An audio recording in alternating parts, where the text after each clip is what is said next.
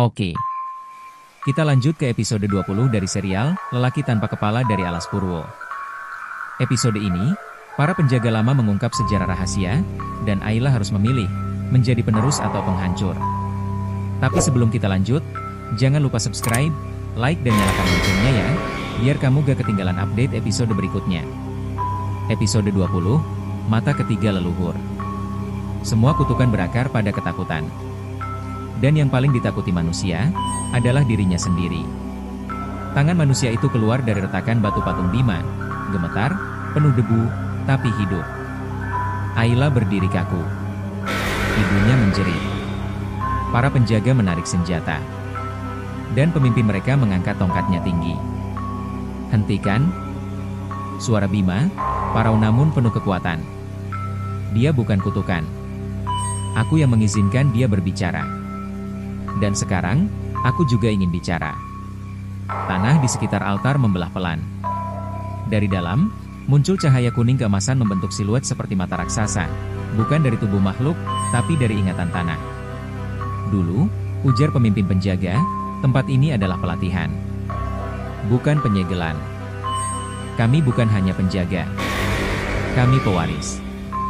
Dan Ayla, darahmu adalah warisan dari para leluhur mata ketiga. Ayla menatapnya bingung.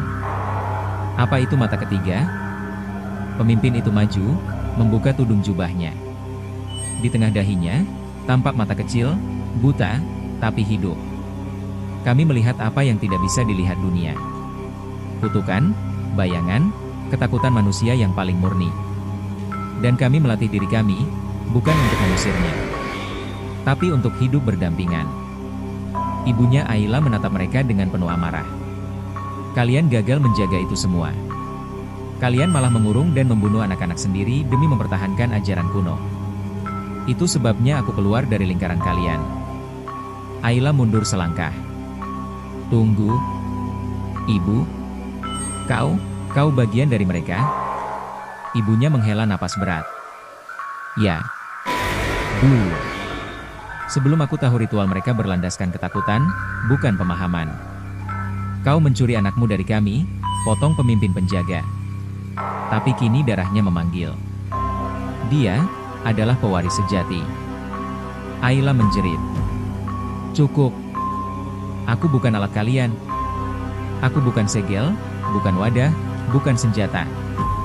Bima, setengah keluar dari batu, menatapnya. Ayla, ada jalan lain. Kau bisa menutup siklus ini. Tapi kau harus memilih. Menjadi penjaga terakhir, atau penghancur pertama. Langit berubah merah. Hutan bergoyang. Dan dari altar, sebuah bentuk seperti peta organik muncul, urat dan cabang akar bercahaya membentuk jaringan. Apa itu? Tanya Ayla. Bima menjawab pelan. Itu adalah peta jiwa kutukan. Dan satu-satunya cara menghancurkannya, adalah dengan memasuki inti. Pemimpin penjaga menggeleng cepat. Gila. Tidak ada yang pernah selamat dari dalam kutukan. Tapi aku bukan siapa-siapa, kata Ayla pelan. Aku, bagian dari semua ini. Kalau ini harus diakhiri, maka biar aku yang masuk. Ibunya berlari dan menarik Ayla. Jangan. Kau tidak tahu apa yang akan kau hadapi di dalamnya. Itu bukan dunia nyata. Itu labirin emosi, kenangan, rasa takut dan kebencian, yang semuanya bisa berubah jadi nyata. Ayla menatap ibunya. Matanya tidak lagi goyah. Aku sudah hidup dalam rasa takut itu. Sekarang saatnya aku masuk dan memeluknya. Tanpa menunggu izin siapapun, Ayla menginjak altar. Cahaya menyelimuti tubuhnya. Dan dia menghilang. Di dalam kutukan. Gelap. Hening. Lalu perlahan, suara bayi menangis. Ayla membuka mata. Ia berdiri di tengah ruangan berbentuk bola, seperti rahim raksasa, dindingnya berdenyut seperti jantung. Ini adalah inti kutukan, gumamnya. Tiba-tiba, dari seberang, muncul sosok dirinya sendiri. Tapi bukan dirinya yang sekarang. Melainkan Ayla kecil. Dan dia memegang tangan Bima kecil. Kenapa kau datang ke sini? Tanya si Ayla kecil. Bukankah kau sudah buang kami keluar? Aku ingin mengerti, jawab Ayla dewasa. Aku ingin mengakhiri ini. Tapi bukan dengan menutup, melainkan menyembuhkan. Ayla kecil menatapnya. Kalau begitu, kau harus hadapi lelaki tanpa kepala. Bukan yang nyata, tapi yang hidup dalam pikiranmu. Dan di balik kegelapan, sosok itu muncul. Tinggi. Berjalan lambat.